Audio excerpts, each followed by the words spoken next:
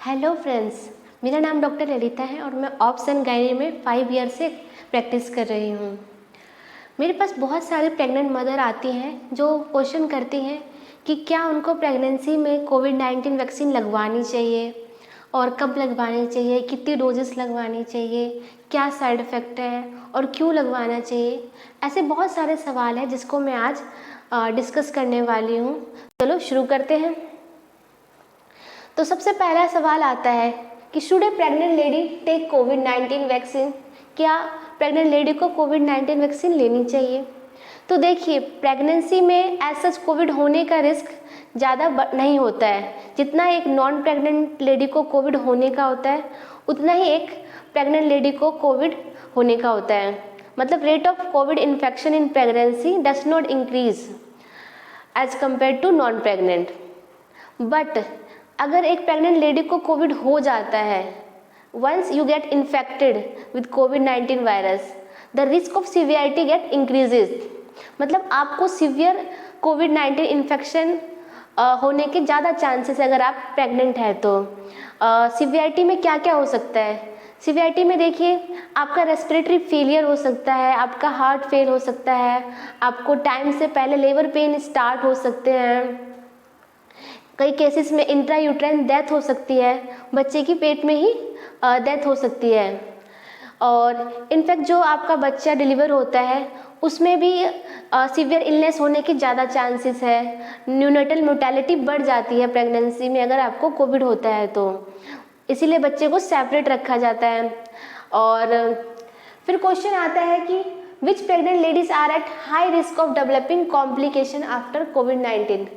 देखिए, अगर आपको पहले से ही हाई बीपी है या हाई शुगर है, आपका वज़न ज़्यादा है, आप ओबीस है, या आपको पहले से कोई और बीमारी है, आपकी एज मोर देन 35 है, ऐसे में सीवियर इलनेस होने के ज़्यादा चांसेस होते हैं। तो इन्हीं सब कारणों की वजह से आपको प्रेगनेंसी में कोविड-19 वैक्सीन ज़रूर लेनी चाहिए। फिर आता है तो क्वेश्चन आता है what are the vaccine available for कोविड-19 इन्फेक्शन। कौन कौन सी वैक्सीन कोविड-19 के लिए अवेलेबल है? देखिए, इंडिया में जो अवेलेबल है अभी कोवैक्सीन है, कोविशील्ड है एंड स्पुतनिक बी। अभी जो गवर्नमेंट लगवा रही है वैक्सीन वो है कोवैक्सीन एंड कोविशील्ड। आप इन दोनों में से कोई भी वैक्सीन आप किसी भी गवर्नमेंट सेंटर पे जाके जहाँ पे वैक्सीनेशन होता है लगवा सकते हैं। और अगर आप पूछेंगे कौन कितनी डोजेस लेनी चाहिए, तो देखिए डोजेस डिपेंड करता है कि कितनी स्टडी हुई है। आज के टाइम पे आपको मिनिमम 2 डोजेस लगवाने चाहिए और साथ में बूस्टर भी लेना चाहिए। 2 डोजेस के बीच में कितना टाइम होना चाहिए ये भी डिपेंड करता है कि आपने कौन सी वैक्सीन लगवाई है। अगर आपने कोवैक्सीन लगवाई है तो मिनिमम 4 to 6 वीक होना चाहिए 2 डोजेस के बीच में। इसी तरह अगर आप कोविशील्ड ले रही हैं तो मिनिमम 3 मंथ होना चाहिए 2 डोजेस के बीच में, और उसके बाद आप बूस्टर भी ले सकती हैं 3 मंथ के बाद। फिर आता है at what time vaccination should be done in pregnancy. देखिए, प्रेगनेंसी में वैक्सीनेशन आप कभी भी लगवा सकती हैं। अब इवन आप फर्स्ट मंथ में लगवा सकती है, सेकेंड मंथ में लगा सकती हैं, इवन लास्ट ट्रिमेस्टर जब आपका 9वां महीना चल रहा है तब भी एटलीस्ट आप फर्स्ट डोज ले सकती हैं, और डिलीवरी के बाद आप सेकेंड डोज लगवा सकती हैं।